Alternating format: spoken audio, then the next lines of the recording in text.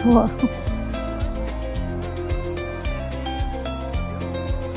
અમારા પાયલબેન પણ આવી ગયા છે કઠવાડાથી, જમાઈને બધા ભાણોજીયું ને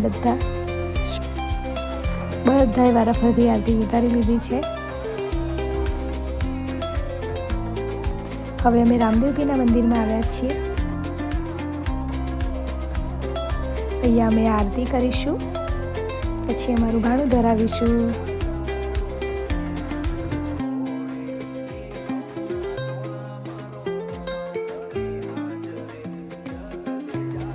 કઠવાડાથી અમારા પાયલબેન આવે છે, એમને પણ આરતી ઉતારી લીધી, જીવ અને પાયલ બંને।